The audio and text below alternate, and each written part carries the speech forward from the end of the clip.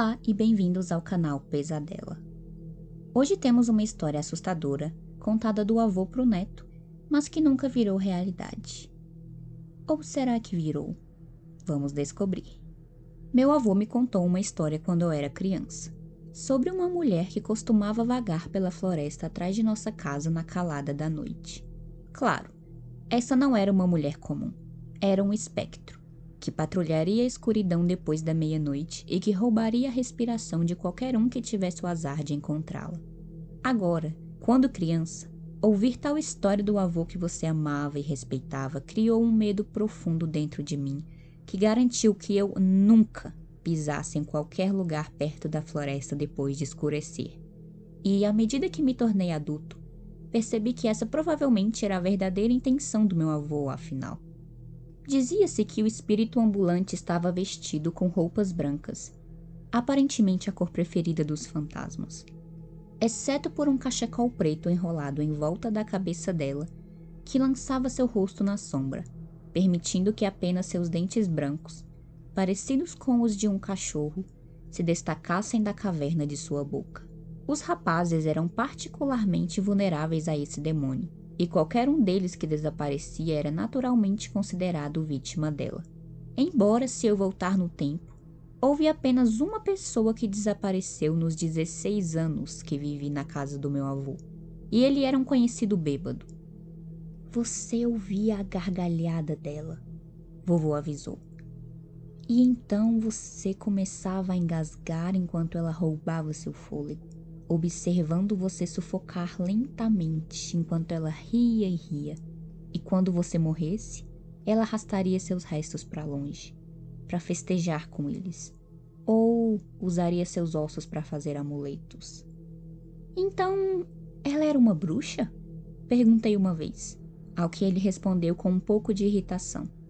Ah, bruxa, demônio, fantasma, chame do que quiser. É tudo a mesma coisa, rapaz. Ela é má. A encarnação do mal. O que é encarnado? Eu me perguntei, ao mesmo tempo em que pensava que eles não eram todos iguais. Mas guardei isso para mim, pois ele já parecia um pouco irritado com minhas perguntas. E claro que ouvi essa história mais de uma vez, embora cada vez que ele a contasse para minha irmã e para mim, sempre parecesse desenvolver novos terrores, tramas e reviravoltas. Especialmente se meus primos estivessem visitando.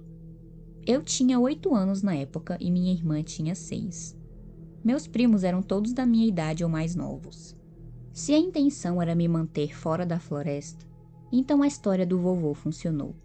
Sempre que escurecia, eu me certificava de ficar o mais perto possível de casa, a menos que houvesse um adulto comigo.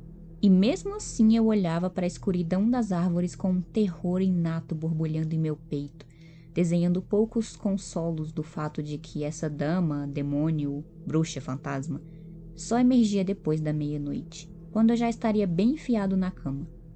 Enquanto a frente da nossa casa dava para a estrada principal, a parte de trás descia cerca de 15 metros até um vale estreito, onde o vovô mantinha sua horta, e de onde vinham os produtos para o café da manhã, almoço e jantar.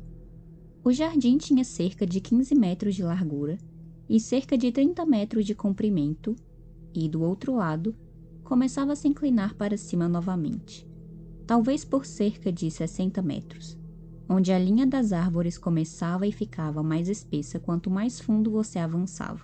Chegava a cerca de 75 metros no ponto mais alto, e então a terra ondulava em vales e colinas, muitos dos quais cobertos por arbustos e bosques.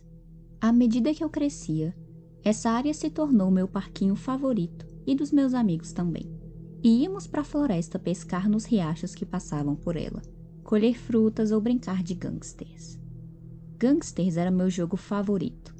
Nos dividíamos em 2 grupos e nos espalhávamos pela mata, onde nos escondíamos e usávamos galhos como armas, tentando emboscar e atirar nas outras crianças.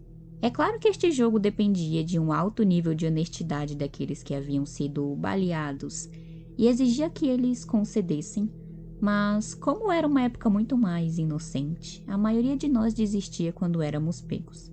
Embora houvesse a ocasional discussão sobre quem atirou em quem primeiro. Apesar de toda a diversão que tínhamos na floresta, à medida que o crepúsculo se aproximava, todos voltávamos para nossas casas.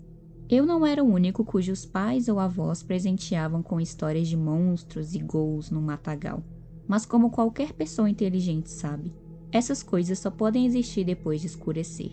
Portanto, estávamos confortáveis, em nossa ingenuidade juvenil, em fazer e manter firme essa distinção. Se você está se perguntando se ocorreu algum episódio assustador que provou que meu avô estava certo, lamento desapontá-lo, mas nada aconteceu. Bem, pelo menos nada aconteceu quando eu era criança. Muitos anos depois, muito depois de meu avô ter morrido e eu ter crescido e ter tido meus próprios filhos, essa história aterrorizante voltaria a estar fresca em minha mente. Saí da casa dos meus avós quando tinha 16 anos, indo para os 17. E embora visitasse com frequência, houve uma ocasião em que me vi sozinho em casa. Isso teria acontecido cerca de 20 anos depois que eu havia me mudado. Ao longo das décadas, muitos de meus tios e tias se casaram e compraram suas próprias casas, com alguns até emigrando. Na época em que meus 2 avós faleceram, apenas meu tio John ainda morava na casa. John era um solteirão e, portanto, morava sozinho. Infelizmente, ele bebia muito, o que o levou à falência dos órgãos quando ele tinha apenas 55 anos.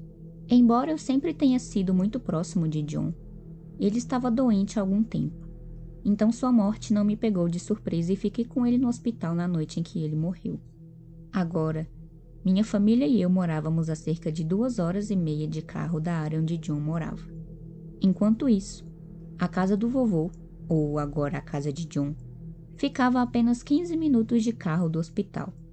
Quando terminei no hospital e os atendentes levaram o corpo de John, já era por volta de 1 da manhã, e depois de conversar com minha esposa ao telefone, ela sugeriu que eu apenas dormisse em casa e ela e as crianças iriam dirigir amanhã.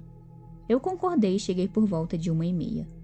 Tudo estava na escuridão total, e quando tranquei meu carro e caminhei da entrada para a porta da frente, de repente fui transportado 30 anos atrás no tempo e senti aquele medo infantil se estender com dedos frios, agarrando meu estômago e acariciando minhas costas. Estremeci involuntariamente, mas depois ri um pouco, e rapidamente me tornei um adulto com um emprego e 2 filhos maravilhosos mais uma vez. Abri a porta, acendi as luzes e fui para o quarto dos fundos, onde eu costumava dormir quando criança. Havia 4 quartos ao todo. Eu caí na cama e apaguei. Menos de meia hora depois, me levantei da cama, sem saber o que havia me acordado. Eu sabia quanto tempo havia se passado desde que a primeira coisa que fiz foi olhar para o relógio. 1h59 da manhã. A leitura do LED verde me informou. Vamos, pensei comigo mesmo. Você está muito velho para agir como uma criança, Mark. Eu disse a mim mesmo, imaginando que era apenas o estresse do falecimento de John e o cansaço que estavam me derrotando. Me deitei e me acomodei antes de fechar os olhos mais uma vez. E foi quando ouvi aquilo. Era um gemido. Na verdade, era mais como um lamento. Era a voz de uma mulher e, embora parecesse baixa e triste, eu a ouvi claramente.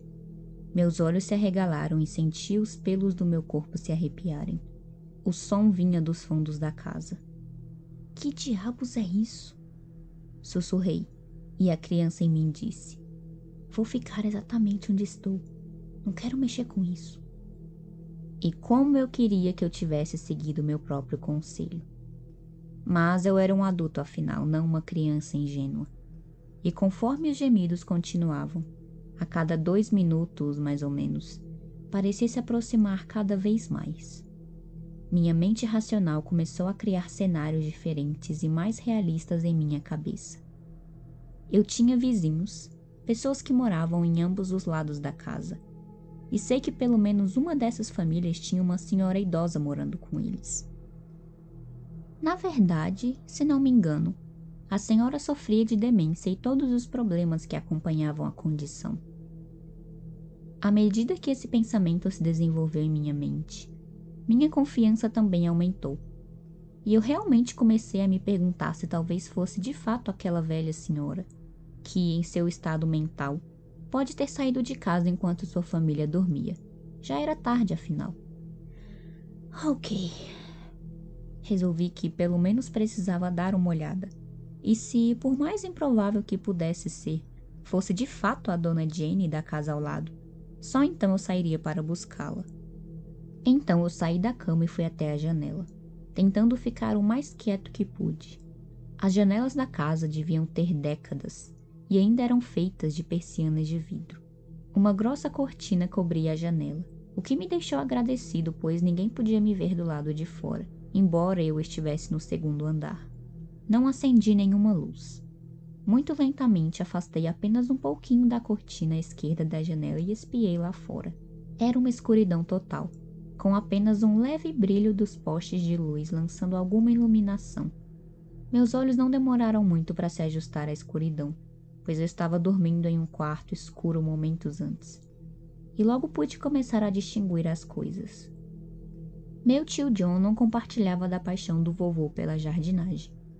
E eu pude ver que, onde antes havia canteiros de vegetais e árvores bem arranjados, havia agora uma densa vegetação rasteira, subindo até 3 metros da parte de trás da casa. Nossa, John, se o vovô visse isso, ele arrancaria sua cabeça. Pensei e sorri um pouco. Então, eu ouvi algo e meu sorriso se dissipou. Parecia que vinha de dentro do mato não muito longe da janela, mas me esforcei para distinguir alguma coisa no escuro.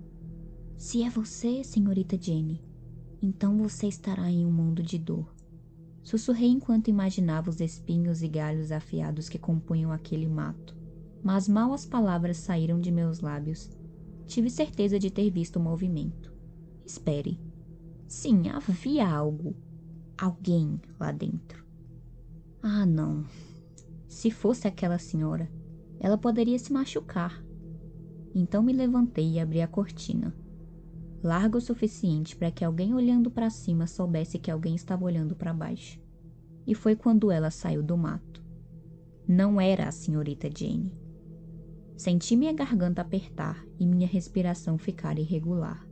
A transpiração instantaneamente explodiu do meu rosto. Senti uma sensação de frio e formigamento no estômago. Eu tinha certeza de que minha bexiga estava com defeito, e me lembro de ter o pensamento mais absurdo. Então os joelhos das pessoas realmente batem como nos desenhos animados, afinal? Quando toda a força deixou minhas pernas, fazendo com que batessem juntas.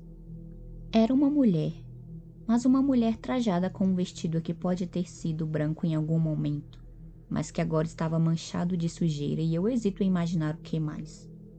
Eu não conseguia ver seu rosto. Ela estava olhando para o chão e um pano preto estava enrolado em sua cabeça. Foi quando os gemidos pararam e a gargalhada começou. Exatamente como o vovô havia me contado tantos anos atrás. Parecia não uma, mas um coro de mulheres, profundo e desdenhoso, e enquanto ela ria, lentamente a aparição, o demônio, a bruxa, o que quer que fosse, começou a levantar a cabeça para olhar para mim. Eu não conseguia me mover.